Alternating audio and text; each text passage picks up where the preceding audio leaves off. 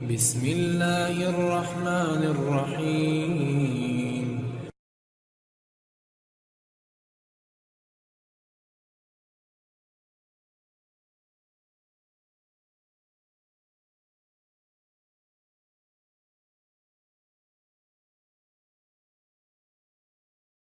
السلام عليكم ورحمة الله وبركاته.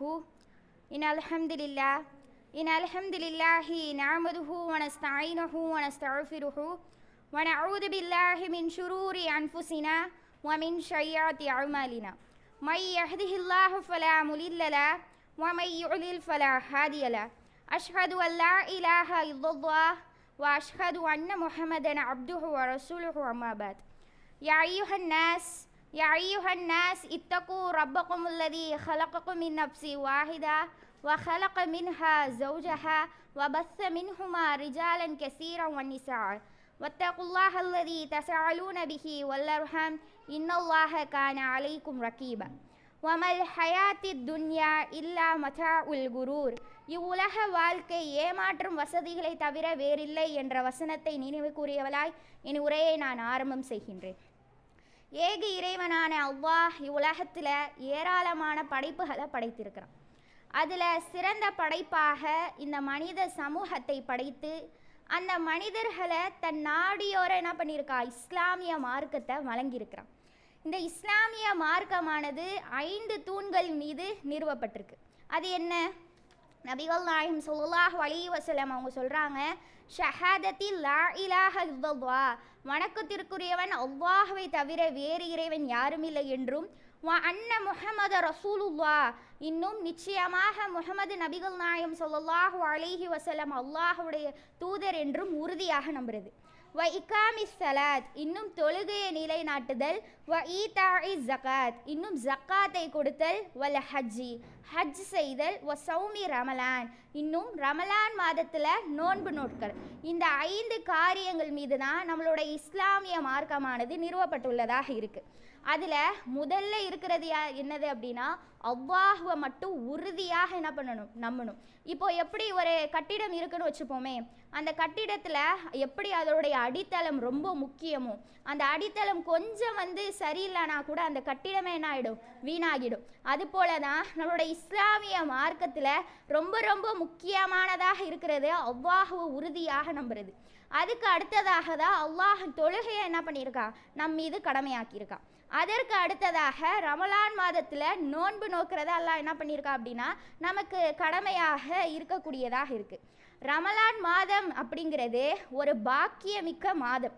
ரமலான் மாதம் இந்த மாதத்தில் நம்ம அடைந்திருக்கிறோம். இன்றைக்கு இந்த ரமலான் மாதத்தில் அடைந்திருக்கிறோம். இந்த ரமலான் மாதத்தை நல்ல முறையில் இறையச்சத்தோட அடிப்படையில் இறைவன் எதற்காக இந்த ரமலான் மாதத்தை நமக்கு கடமையாக்கினானோ அந்த நோக்கத்தை நாம் புரிஞ்சுக்கொண்டு அந்த நோக்கத்தையும் அந்த நன்மைகளையும் அதிகமாக நம்ம என்ன பண்ணணும், செய்யக்கூடியவர்களாக இருக்கணும். அல்லாஹ் இந்த நோன்பை பற்றி சொல்லும்போது அல்லாஹ் தன்னுடைய திருக்குரானில் சொல்கிறான், யா அய்யுஹல்லதீன ஆமனு, நம்பிக்கை கொண்டோரே, குத்தீப அலைக்குமு சியாமு கமா குத்தீப அலல்லதீன மின் கப்லிக்கும், உங்களுக்கு முன் சென்றோர் மீது குறிப்பிட்ட நாளில் நோன்பு கடமையாக்கப்பட்டது போல உங்கள் மீது என்ன பண்ணியிருக்கு, குறிப்பிட்ட நாளில் நோன்பு கடமையாக்கப்பட்டிருக்கு. எதற்காக அப்படின்னா லஅல்லக்கும் தத்தக்கூன், இறைவனை நீங்கள் அஞ்ச வேண்டும் என்பதற்காக உங்களுக்கு முன் சென்றோர் மீது எப்படி நோன்பு கடமையாக்கப்பட்டுச்சோ அதே போல உங்கள் மீது நோன்பு கடமையாக்கப்பட்டிருக்கு அப்படின்னு அல்லாஹ் தன்னுடைய திருக்குறானில் சொல்லக்கூடியவனாக இருக்கிறான். நாம் இந்த உலகத்தில் வாழக்கூடிய காலகட்டத்தில் இறையச்சத்தோடு தக்வாவோடு நம்முடைய வாழ்க்கை பயணத்தை கடந்தாதான் நாளை மறுமையில் வெற்றி பெற்று சுவனம் அப்படின்ற இன்பத்தில் நம்ம என்ன பண்ணக்கூடியவனாக இருப்போம், நுழையக்கூடியவர்களாக இருப்போம். இந்த உலகத்தில் வாழக்கூடிய காலகட்டத்தில் இறையச்சவாதிகளாக வாழ்ந்த பிறகுதான் நாம் மறுமையில் வெற்றி பெற்று சுவனம் செல்ல முடியும். அத்தகைய இறையச்சத்தை தரக்கூடிய ஒரு பயிற்சியாக தான் அல்லாஹ் என்ன பண்ணியிருக்கான் அப்படின்னா இந்த ரமலான் மாதத்தில் நோன்பு நோக்கிறத நமக்கு கடமையாக்கி இருக்கிறான். இந்த இறையச்சம், இந்த தக்வா அப்படிங்கிறது, இந்த இறையச்சம் அப்படிங்கிறது நம்மளுடைய வாழ்க்கையில் பண்படுத்தக்கூடியதாக இருக்குது. ஏன்னா இறையச்சம் என்பது பொதுவாகவே ஒரு அச்சம் என்ற வார்த்தை, பயம் அப்படின்ற ஒரு வார்த்தையை நம்ம எதற்காக பயன்படுத்துவோம், ஒன்றிலிருந்து விலகுவதற்காக மட்டும்தான் அந்த வார்த்தையை நம்ம என்ன பண்ணுவோம், பயன்படுத்தக்கூடியவர்களாக இருப்போம். எனக்கு பயம், நாங்களாம் போகமாட்டேன்னு அதை எதுக்கு பயன்படுத்துவோம், பயன்படுத்துவோம், அதிலேருந்து விலகி இருக்கக்கூடியதற்காக தான் நம்ம என்ன பண்ணுவோம், பயன்படுத்தக்கூடியவர்களாக இருப்போம். அதே போல தான் இப்போ ஒரு உதாரணத்துக்கு, எனக்கு நெருப்புனா பயம்ப்பா, நான் அது கிட்டலாம் நான் போவே மாட்டேன், எனக்கு அது பயம் அப்படின்ற ஒரு வார்த்தையை நம்ம என்ன பண்ணுவோம், அந்த நெருப்புலேருந்து அதை காத்துக்கொள்வதற்காக நம்ம பண்ணுவோம், அந்த வார்த்தையை பயன்படுத்துகிறோம். ஆனால் இந்த இறையச்சம், அதாவது அரபியில் தக்வா அப்படின்ற இந்த வார்த்தையை நம்முடைய மார்க்கம் எப்படி சொல்லுது அப்படின்னா, இறைவன் தடுத்த காரியத்திலிருந்து நீ விலகி இருக்கல, அது மட்டும் இறையச்சம் கிடையாது அப்படின்னு நம்மளுடைய மார்க்கம் சொல்லலை.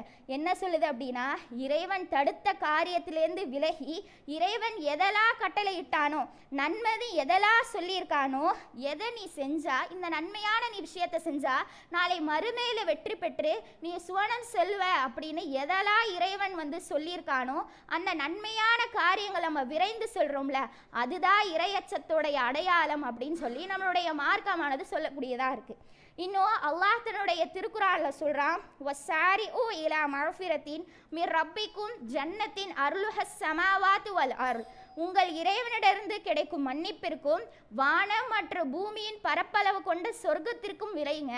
ஏன்னா இத்தத்தில் முத்தகீன், இதை இறைவனை அஞ்சுவதற்காக அது தயாரிக்கப்பட்டுள்ளது அப்படின்னு சொல்லி அல்லாஹ் தன்னுடைய திருக்குறானில் சொல்லக்கூடியவனாக இருக்கிறான்.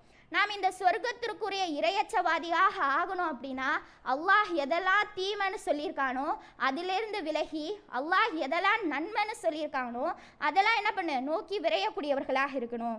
அப்படி நம்மளுடைய வாழ்க்கையில் நன்மையை பெறக்கூடிய மாதமாக தான் இந்த ரமலான் மாதமாகிறது இருக்கக்கூடியதாக இருக்குது. அந்த ஏனைய 11 மாதத்தில் நம்ம எப்படி வாழணும் அப்படின்ற ஒரு பயிற்சியையும், மார்க்க தொடர்பு நம்மளுடைய வாழ்க்கையில் எப்படி பண்படுத்தும் அப்படின்ற ஒரு பக்குவத்தையும் தெரிஞ்சுக்கிறதுக்காக தான் இந்த ரமலான் மாதத்தில் நோன்பு உங்கள் மீது கடமையாக்கியிருக்கேன் அப்படின்னு சொல்லி அல்லாஹ் தன்னுடைய திருக்குறானில் சொல்லக்கூடியவனாக இருக்கிறான்.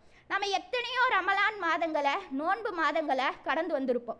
அப்படி கடந்து வந்த நம்ம எதிலெல்லாம், எந்த நேரத்தில், எந்த நொடியில் அந்த ரமலான் மாதத்தில் பெற்ற பயிற்சியை நம்ம கைவிடுறோம், ரமலானில் தவிர்த்த காரியத்தெல்லாம் மீண்டும் எந்த நேரத்தில் நம்ம தொடர ஆரம்பிக்கிறோம். ரமலான் வந்து விட்டா நான் நோன்பு வச்சுருக்கேன்ப்பா, நான்லாம் போய் பேச மாட்டேன், நான் நோன்பு வச்சுருக்கேன், நான் கெட்ட வார்த்தை பேச மாட்டேன், நான் நோன்பு வச்சுருக்கேன், டிவி பார்க்க மாட்டேன், நான் நோன்பு வச்சுருக்கேன், அதனால் புகையெல்லாம் நான் பிடிக்க மாட்டேன்னு இந்த உலகத்தில் என்னென்ன தீமை இருக்குதோ அத்தனை தீமையை செய்யக்கூடிய முஸ்லீமாக இருக்கக்கூடியவன் கூட இந்த ரமலான் மாதம் வந்துனா இந்த நோன்பை என்ன பண்ணுவான், கடைபிடிக்கக்கூடியவனாக இருப்பான். அந்த தீமையை விட்டு விலகி இந்த நோன்பை என்ன பண்ணக்கூடியவனாக இருப்பான், கடைபிடிக்கக்கூடியவனாக இருப்பான்.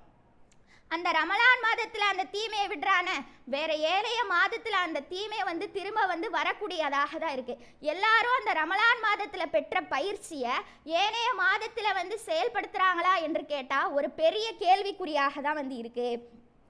அப்போது நாம் இந்த ரமலான் மாதத்தை அடைந்திருக்கிறோம்.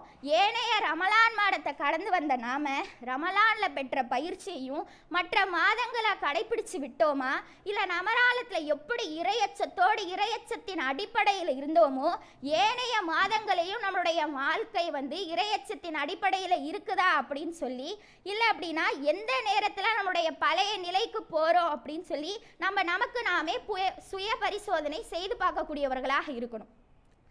நம்ம வந்துட்டு ஏனைய ரமலானில் இருந்தவர்கள் இன்றைக்கு நம்மளுடைய இல்லாமல் கூட போகலாம். நம்மளுடைய சகோதரியாக இருக்கலாம், சகோதரனாக இருக்கலாம், தாய் இருக்கலாம், தந்தையாக இருக்கலாம், உறவினராக இருக்கலாம், நண்பர்களாக இருக்கலாம். அவங்களாம் முன்னாடி உள்ள ரமலான் மாதத்தில் நம்ம கூட இருந்திருப்பாங்க. சிலருக்கு இந்த ரமலான் மாதத்தில் இல்லாமல் கூட இருக்கலாம். ஆனால் அல்லாஹ் வந்து நமக்கு இந்த ரமலான் மாதத்தை, ஒரு பாக்கியமிக்க மாதத்தை நமக்கு கொடுத்துருக்கான் அப்படின்னா அவனுக்கு அதிகம் நன்றி செலுத்தக்கூடியவர்களாக இருக்கணும்.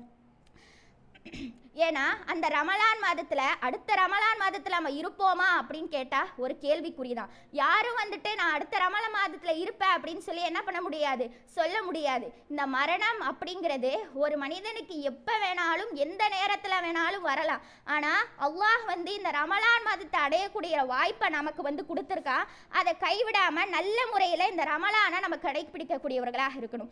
இந்த ரமலான் மாதத்தில் உள்ள சிறப்பு போல வேறு எந்த மாதத்திலையும், ஏனைய மாதத்தில் என்ன கிடையாது. இந்த ரமலான் மாதம்ங்கிறது எப்படி ஒரு நெருப்பு அதனுடைய அழுக்கை வந்து சுட்டெரிக்குமோ அது போல தான் நம்மளுடைய பாவங்களை இந்த ரமலான் மாதமானது அழிக்கக்கூடியதாக இருக்குது. இப்போ உதாரணத்துக்கு பார்த்தோன்னா, இப்போ ஒரு ஆடை இருக்குன்னு வச்சுப்போம், ஒரு உடை இருக்குது, அது ரொம்ப அழுக்காக இருக்குது, நம்ம என்ன பண்ணுவோம், அதை ஊற வச்சு கழுவுவோம். அது போல தான் நம்மளுடைய ஏனைய மாதங்களில் செஞ்ச பாவத்தை அனைத்தையும், நம்மளுடைய உள்ளங்களில் உள்ள பாவத்தை அனைத்தையும் அழிக்கக்கூடிய மாதமாக ஒரு தண்ணீராக இந்த ரமலான் மாதமானது இருக்கக்கூடியதாக இருக்குது. ஒரு மனிதன் அப்படின்றவன் எந்த நேரத்திலும் பாவம் செய்யக்கூடியவன் தான். யாரும் நான் பிறந்ததுலேருந்து பாவலாம் செஞ்சதே இல்லை அப்படின்னு என்ன பண்ண முடியாது, சொல்லிட முடியாது. ஒரு மனிதன் அப்படிங்கிறவன் பாவம் செய்யக்கூடியவனாக தான் என்ன பண்ணியிருக்கான், படைக்கப்பட்டிருக்கான். அதுதான் அவனுடைய இயல்பு.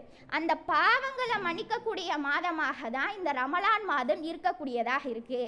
ஏன் ரமலான் மாதத்தில் அல்லாஹ் நோன்பை கடமையாக்குனானா, அல்லாஹ் தன்னுடைய திருக்குறானில் சொல்கிறான், ஷஹ்ரு ரமலான் அல்லதி உன்சில ஃபீஹில் குரானு ஹுதல் லின்னாஸ். இந்த ரமலான் மாதத்தில் தான் குரான் அருளப்பட்டுச்சு. இது மனிதர்களுக்கு நேர்வழியை காட்டும், நேர்வழியை தெளிவாக கூறும், பொய்யை விட்டு உண்மையை பிரித்து காட்டும். ஃபமன் ஷஹீர மின்குமு ஷஹ்ர ஃபயமுஸ்ஹு. உங்களில் யார் அந்த மாதத்தை அடைகிறாரோ அவர் என்னது, அதில் நோன்பு நோற்கட்டும் அப்படின்னு சொல்லி அல்லாஹ் தன்னுடைய திருக்குறானில் சொல்லக்கூடியவனாக இருக்கிறான். யாரை ஒருவர் அந்த ரமலான் மாதத்தை அடைகிறாரோ அவர் மீது என்ன, நோன்பு வந்து கடமையாயிடுச்சு. அல்லாஹ் சீரலை என்ன பண்ணியிருப்பான் அப்படின்னா, நோன்பு வைக்காமல் இருக்கிறது சில சலுகைகளை என்ன பண்ணியிருப்பான், அழிச்சிருப்பான். ஆனால் சில பேர் என்ன பண்ணுறாங்க, நோன்பு வைக்க ஆரோக்கியம் இருந்தும் அந்த நோன்பை கைவிடக்கூடியவர்களாக என்ன பண்ணுறாங்க, இருக்கிறாங்க. அல்லாஹ் வந்து நோயாளியாகவோ பயணியாகவோ இல்லை சிறுவராகவோ கர்ப்பிணி பெண்களாக இருந்தாலோ இல்லை பாலூட்டும் அன்னையர்களாக இருந்தாலோ இவங்களுக்கெல்லாம் அல்லாஹ் என்ன பண்ணியிருக்காங்கன்னா நோன்பு வைக்கிறதுலேருந்து சலுகை அளிச்சிருக்கான். ஆனால் இன்றைக்கு இந்த நோன்புடைய சலுகையை தேவையற்ற காரணத்துக்காக சில பயன்படுத்தக்கூடியவர்களாக இருக்காங்க. என்னன்னா, இப்போ உதாரணத்துக்கு எனக்கு பப்ளிக் எக்ஸாமு, நான் படிக்கணும், அதனால நான் நோன்பு வைக்க மாட்டேன்னு சொல்லி இப்படி தேவையற்ற காரியங்களுக்கு என்ன பண்றாங்க, இந்த நோன்பை விடக்கூடியவர்களாக இருக்கிறாங்க. ஆனால் அல்லாஹ் என்ன சொல்றான், நீங்க நோன்பை விட்டீங்க அப்படின்னா அந்த விடுபட்ட நோன்பை வேறு நாட்களில் கணக்கிட்டு கொள்ளுங்க அப்படின்னு சொல்லி அல்லாஹ் சொல்லக்கூடியவனாக இருக்கிறான். அல்லாஹ் தன்னுடைய திருக்குறான்ல சொல்றான், ஃபமன் கான மரீலன் அவ் அலா சஃபரின் ஃபஇத்தத்துன் மின் அய்யாமீன்.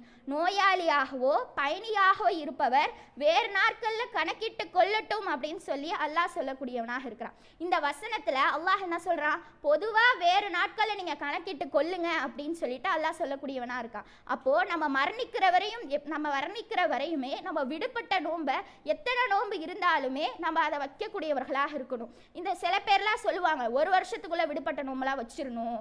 இன்னும் சில பேர் என்ன சொல்லுவாங்க, 2 வருஷத்துக்குள்ளே வச்சிடணும், அதுக்கப்புறம்லாம் வைக்கக்கூடாது, ஒரு வருஷத்துக்கு வச்சு முடிச்சிடணும் அப்படின்னு சொல்லுவாங்க. அப்படியெல்லாம் கிடையாது. மரணம் அப்படிங்கிறது எப்போ வேணாலும் வரலாம். அதை நினைவில் வச்சுக்கிட்டு நம்ம எப்போ முடியுமோ அந்த நோன்பை என்ன பண்ணக்கூடியவனாக இருக்கும், விடுபட்ட நோன்பை வைக்கக்கூடியவர்களாக இருக்கணும்.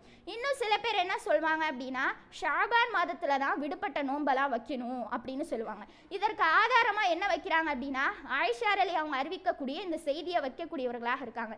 என்னன்னா, எனக்கு வந்துட்டு ரமலான் மாதத்தில் சில நோன்பு வந்து நான் வந்து தவற விடக்கூடும், அப்போ ஷாபானுடைய மாதத்தில் தான் என்னாட்டி அந்த விடுபட்ட நோன்பை வைக்க முடியும் அப்படின்னு சொல்லி ஆயிஷா ரலியல்லாஹு அன்ஹா அவங்க சொல்லுவாங்க. அதை வச்சுக்கிட்டு என்ன பண்ணுறாங்க அப்படின்னா, என்ன அப்படின்னு சொல்லி ஆயிஷா ரலியை சொல்கிறது வரையறை கிடையாது, ஒரு பொதுவாக தான் சொல்கிறாங்க. அப்போது விடுபட்ட நோன்பை ஒரு வருஷத்துக்குள்ளே வைக்க முடிஞ்சா வைக்கலாம், இல்லை இந்த வருஷத்தில் வைக்க முடியலையா அடுத்த வருஷம் என்ன பண்ணலாம், அதை கணக்கிட்டு வைக்க வேண்டியதான். இந்த ஒரு வரையறை அப்படிங்கிறது நம்மளுடைய மார்க்கத்தில் என்ன பண்ணலை, இல்லை. ஒரு வருஷத்துக்குள்ளே வச்சிடணும், 2 வருஷத்துக்குள்ளே வச்சிடணும் அப்படின்னு சொல்லி எந்த ஒரு வரையறையுமே இல்லை. விடுபட்ட நோன்பை கண்டிப்பாக என்ன மரணம் வரத்துக்குள்ளே என்ன பண்ணணும், வைக்கக்கூடியவர்களாக இருக்கணும். இன்னும் இந்த நோன்பு நோற்பதின் மூலயமா நம்மளுடைய பாவங்கள் மன்னிக்கப்படுதுன்னு அல்லாஹும் சொல்கிறான். நபிகள் நாயகம் ஸல்லல்லாஹு அலைஹி வஸல்லம் அவங்களும் பல இடங்களில் என்ன பண்ணுறாங்க, சொல்லக்கூடியவர்களாக இருக்கிறாங்க. நன்மைகளை செஞ்சு ஈருலகிலும் வெற்றி பெறக்கூடிய நன்மக்களாக வல்ல ரஹ்மான் உங்களையும் என்னையும் ஆக்கி அருள் புரிவானாக. வாஹிதுவான அல்ஹம்துலில்லாஹி ரப்பில் ஆலமீன். அஸ்ஸலாமு அலைக்கும் வரஹ்மத்துல்லாஹி வபரகாத்துஹு.